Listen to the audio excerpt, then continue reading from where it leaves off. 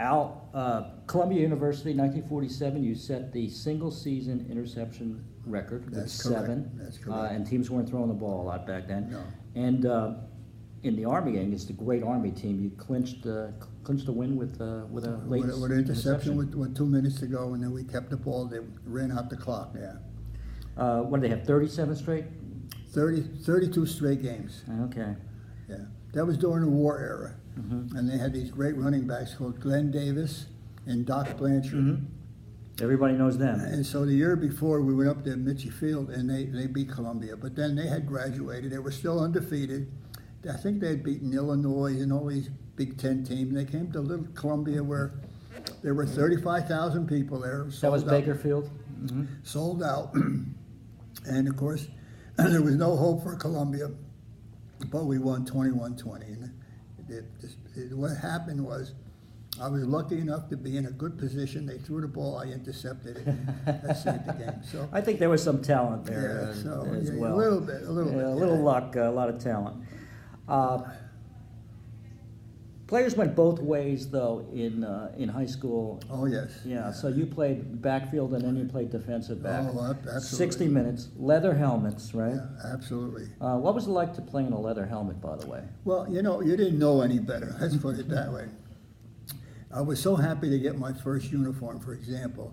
I wanted to take it home and use it as pajamas. They were, it was such a great honor to even get a uniform. So you never thought of plastic helmets or face masks or mouthpieces. All you wanted to do is put the helmet on and hit somebody. That's all. And I'm looking at your nose right now, the profile of it. Yeah. You mentioned to me that no one ever got out of a football, high school football career without something happening to your nose. It either was broken, flat, or it was twisted to the left or to the right, deviated septum or whatever. Yeah. But it was, when you're 16, 17 years old, you don't care what happens to your face. You just want to play the game, or rather any other sport. You're just gung-ho and nothing bothers you. Yeah. Let's go back to that the 1939 game against Benny. Yeah, that's the game. Yeah, where I threw the pass. Yeah, I don't want to bring up a bad memory, but no, that was a good memory. I like it. I like it. Tell everybody about Babula, because Babula, of course, is going to be. Well, I was a sophomore, and we went in to play the great high school football team led by Benny Babula. And when you heard that name, it sounded weird. Benny Babula. Everybody kind of like smirked, Benny Babula. But he was the big star at the time. Handsome devil and huge boy, and we went into. I guess we played in Passaic, right, at the Passaic Stadium, and I was a sophomore, and I was throwing the ball, and we were marching up the field, I guess, a little bit, and I threw a long pass into the end zone. He intercepted it, and I've told Hank this so many times. He just kept running straight up the field, and I don't think all we kept doing is looking at him and looking at how handsome he was as he ran by us. Oh, what was he? He's a nice-looking guy. Look at him go. Oh, he's pretty good. Look at him go. Yeah. And he ran 100. It says 90 yards, but it seems like 100 to you. But it seemed to me like it was 110 yards. But anyway, I threw the ball. And he just kept going up the field, and they beat us. What was the score? 48-6. 48-6. Yeah. And we learned our lesson. We were beaten badly. And Garfield was great. But I'll tell you what, Art Argauer called that the best game they played all year. In fact, he said it was a perfect game. And I mean that. Yeah, they performed perfectly. I'll tell you what, to play Garfield in that era was an honor, because you always wanted to play against the best. Mm-hmm. And we were taught then how to take it. It was a lesson. We were beaten badly, and we kept saying, someday we'll be good as that. We just keep working at it. And we did. We 2 years later, we did beat Garfield in the same stadium. Right. So. Now, you knew Argauer a little bit, right? I got friendly with him. Yeah, he came to Columbia. He came to watch us practice. What was he like? He was very friendly. Always wanted to get information about what Columbia was doing. We were a winning team in that era, and we were playing big-time football. It wasn't strictly Ivy League. We played Army, Navy, Syracuse, and so forth. So he came to the practices. He must have known Lou Little, our coach. He was actually on the field, and he watched me, talk to me, and then after practice, he asked me, "How about that play? What happened on this? Who cut where, and so forth." So yeah, I got to be almost not friendly, but we spoke. Now the game has developed. Obviously, it was a different game back then. Oh, absolutely. What was better about the game back then? You think? Well, I think it was in that era. Well, let's put it this way, Hank. Football today, the athletes today are bigger, stronger, and better. There's no question about that. In that era, I think it was a simpler game. Mm-hmm. And there was a beauty to it. You played both ways. You learned how to tackle and you learned how to block. The two essential things in football are blocking and tackling. Mm-hmm. If you can't do that, you're not a football player. So in that era, you had to do both. So there was a beauty to that. Today, if you're a very fast runner, you might be a running back, but you don't make a tackle. Yeah. You learn how to block or else you wouldn't be out there. But it's a different game today, so I admire the players today as they're bigger, stronger, and faster, no question about it. Well, offensively back then, you had the triple threat back. Oh, yes. And the triple threat back could run, pass, And kick. And kick. Kick, yeah. So he was. Well, we also never had one of those. Larry Doby was our phenomenal runner. Right. Had the speed. Of course, he was a Hall of Fame baseball player. You couldn't be that if we weren't fast. So he was our tailback. I was the fullback. And then, but we also switched into what today is called, I don't know, where the quarterback is back. He's not under center. Like a shotgun formation. Shotgun, yeah, that's the word I was looking for. Thanks, Hank. And so we had that where the shotgun. I was the tailback, and Larry would be out on the wing. Mm-hmm. So the ball would be centered directly back to me, and then I would pass the ball. Mm-hmm. How many plays did you have? That's a good question. I would say we must have had running plays. We must have had about 15. Right. Pass plays we had 4.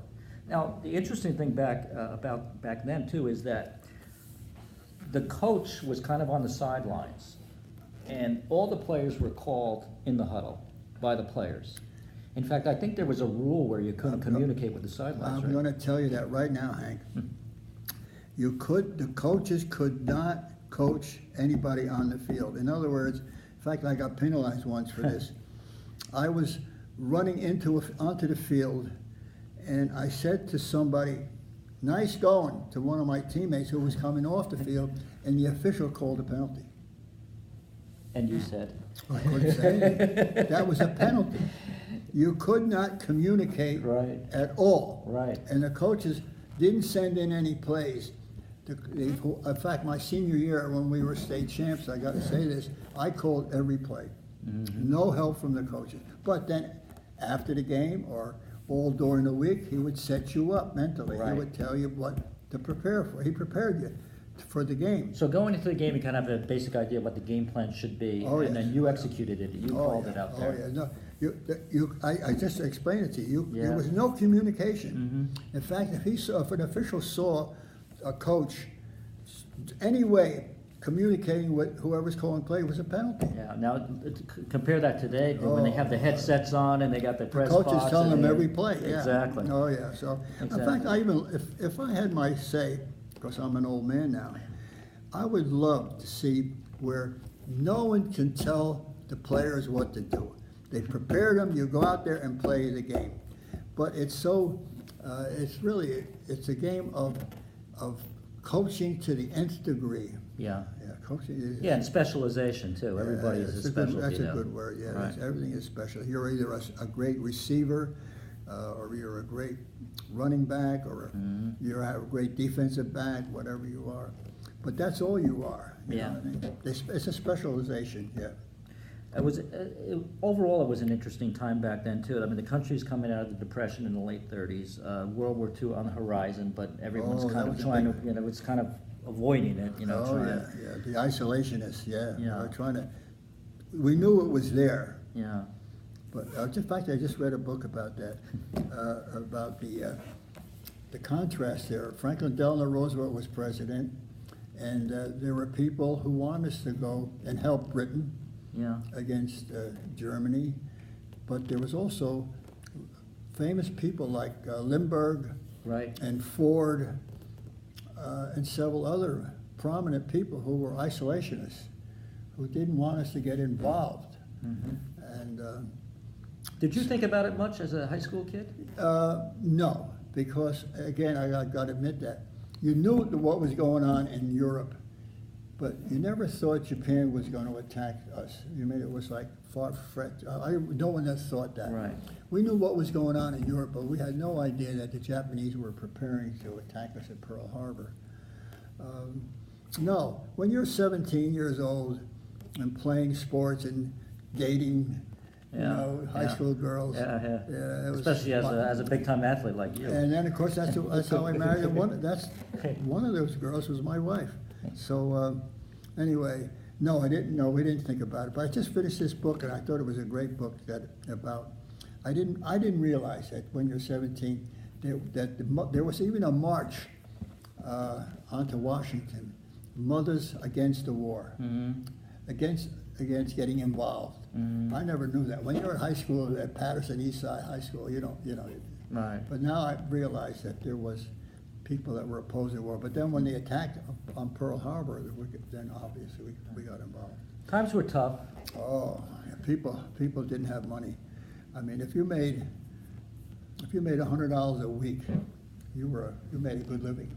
What role did sports play in the society back then? It was Well, there wasn't a lot to do, so no, I would no. think that sports was a big part of the whole Oh yeah. entertainment. Well, for example, to see a baseball game in that era, if football was high school, to see a baseball game, you went to a park, and you saw what they called semi-pro baseball.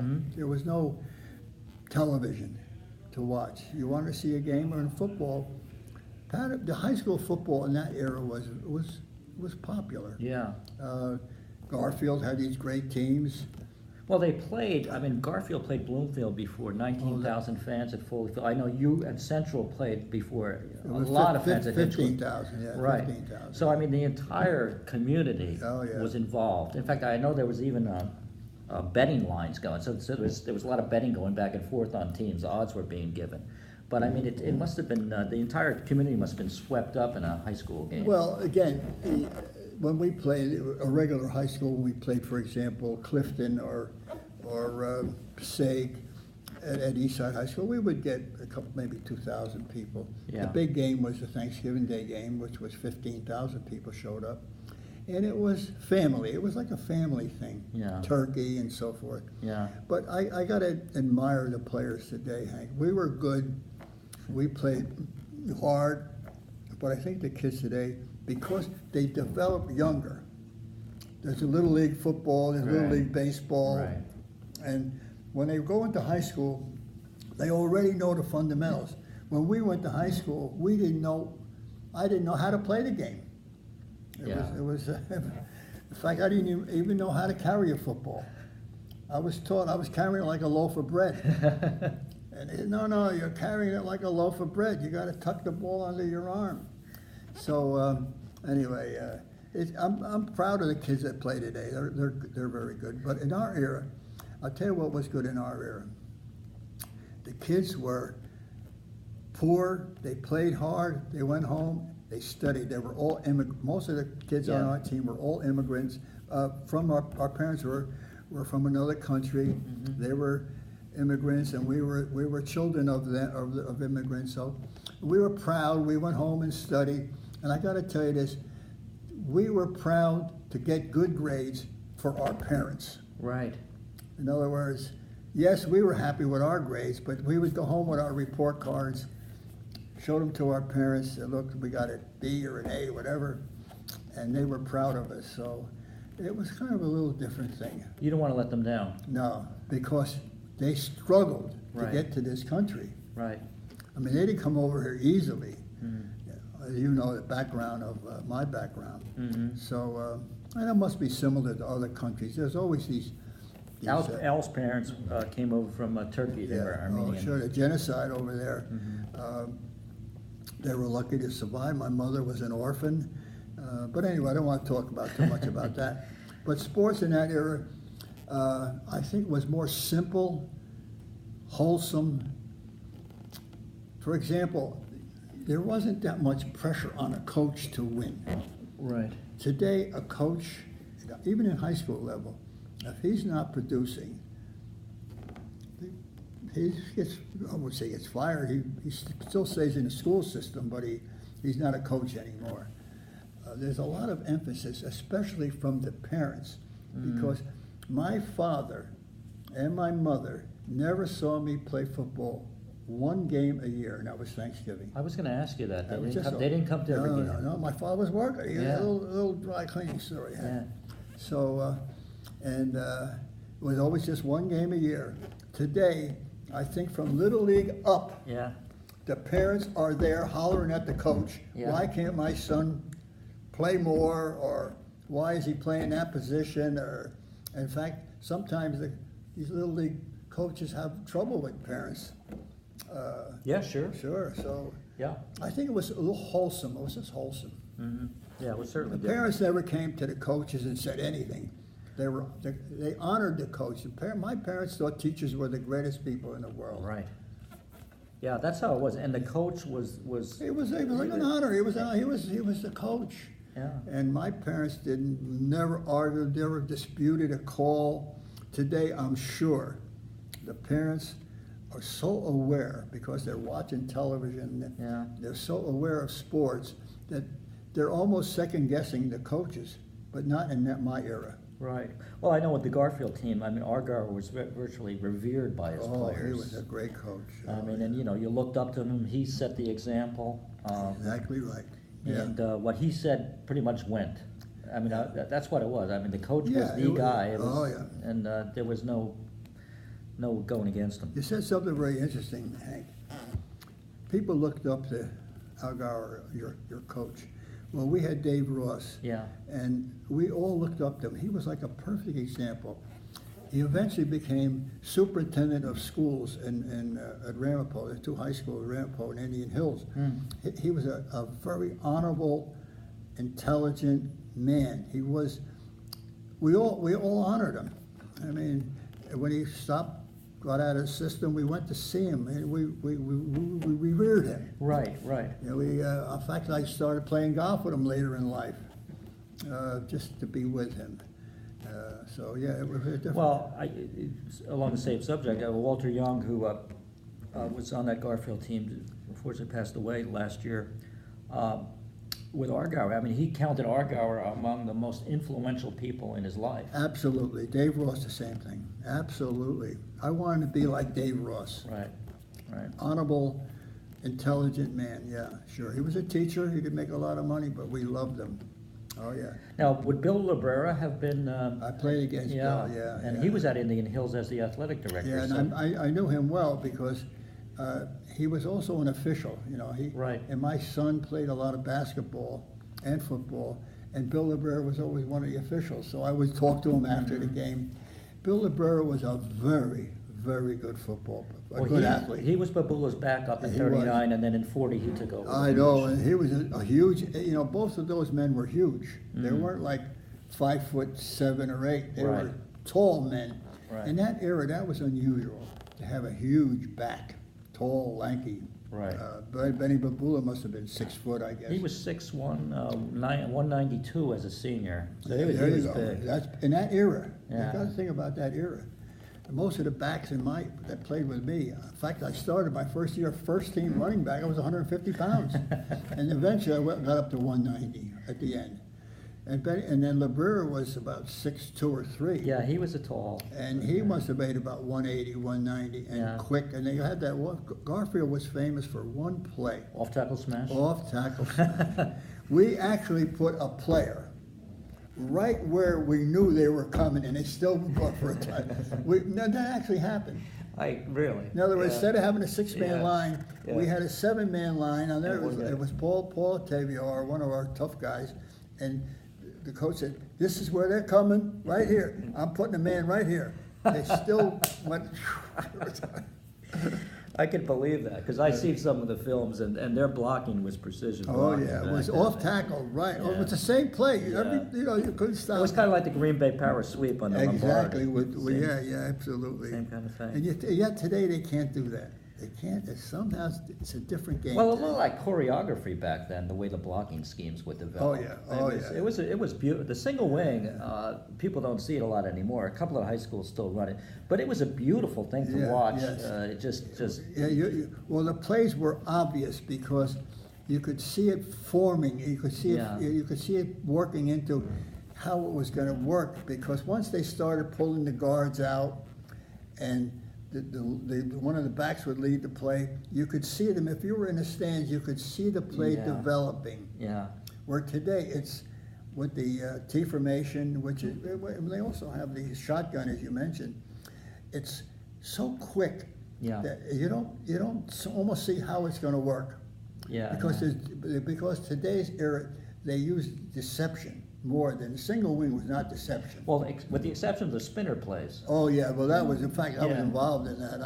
I was involved in that. But actually, you're right. But they did throw in those spinner plays, and there was some Well, like we had- reverses. So we there was had- some sort of misdirection. We had reverses, yes, which didn't work because we just said a few minutes ago.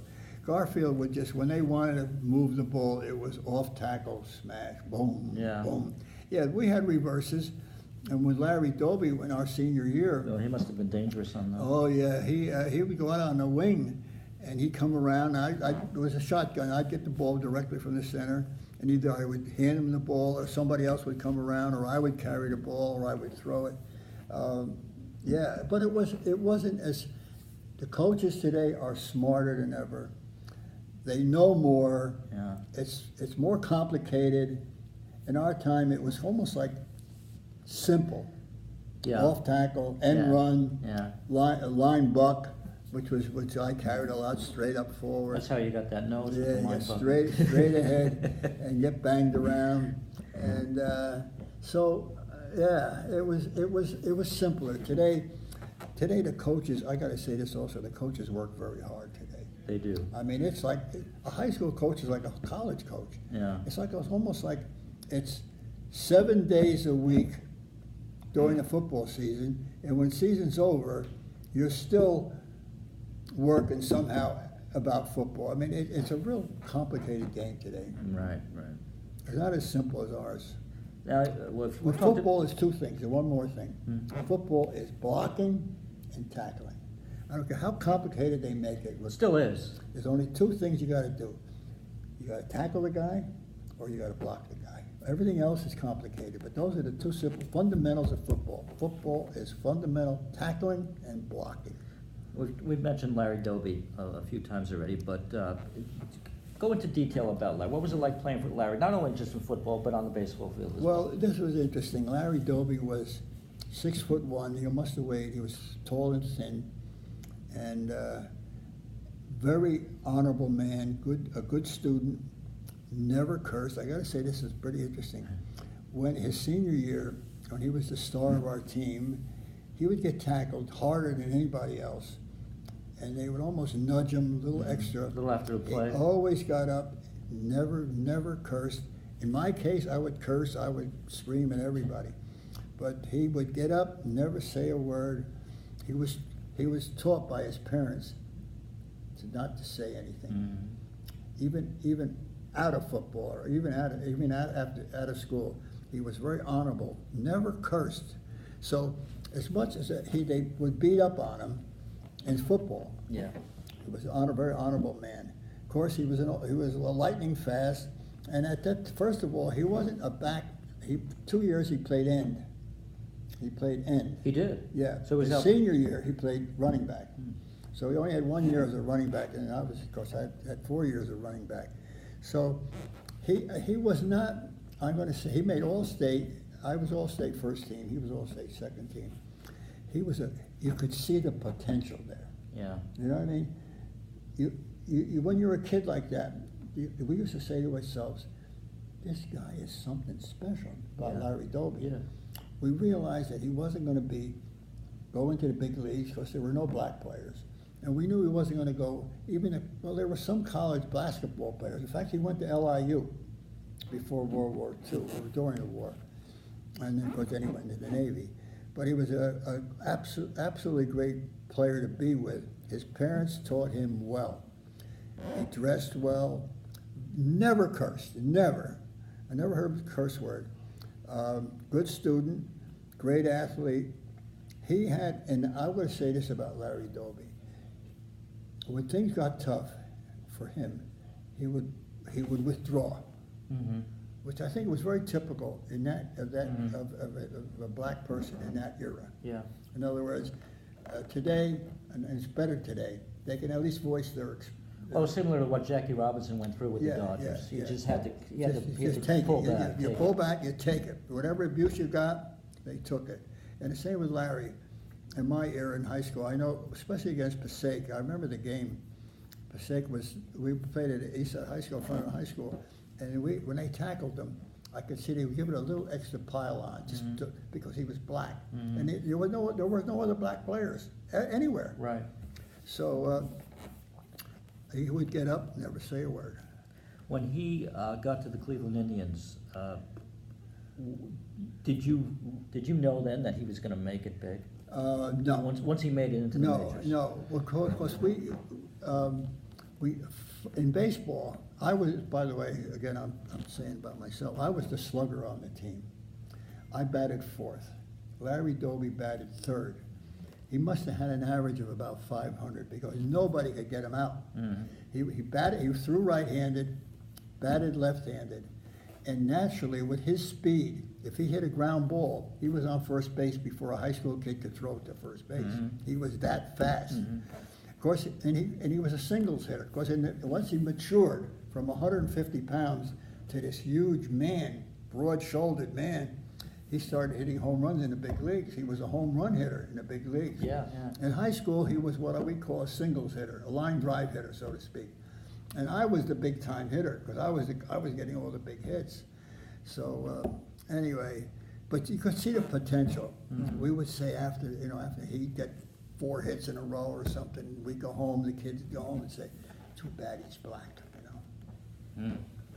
Yeah, because he wouldn't have. Yeah, there was no opportunity. It was 1938, 39, 40, 41, but it's Yeah. too bad for Larry. He just can't. It's too bad. We felt sorry for him but then he made it big, and we're all very happy. We're all proud of it. Oh, you kidding? Yeah. We're very proud that he made it big. I know we were talking before. You mentioned a number of your teammates who were killed in the war. Yes. People call it the greatest generation? That's I correct. mean, because kids came out of there, they grew up a certain way, they had certain values, and I think those values carried on into what was expected of them as soldiers and sailors in World War II. Sure. Well, we're very honored to be called the greatest generation. I think that was what was his name who wrote the book? Tom Brokaw. Again, we got to remember we were still all children of immigrants, and we were still trying to make our parents proud. Even when we went into the service, I was in the Navy for 3 years. We didn't do any. We wanted not to get in any trouble. We wanted to do what was right, the right thing. Do the right thing. And the greatest generation. Another thing, what happened? No one, as you had mentioned before, no one went to college. But now, because of the GI Bill, Right. Anybody could go to college, and a lot of the kids took advantage, including I. We all took advantage of going to college so we could educate ourselves. And before that, very few people went to college. So this generation, and then a lot of them became big successes because they'd gone through the experience. I'll give you an example. A man, Route 80, we're very familiar with Route 80. A man had a little delicatessen. He got into the service. During World War II in Europe, he got into the engineers, and they made roads for the planes to land. Right. Well, he learned how to do that, and he became a very big success. He and his company built Route 80, and he became a huge success. So this was the greatest generation. Right.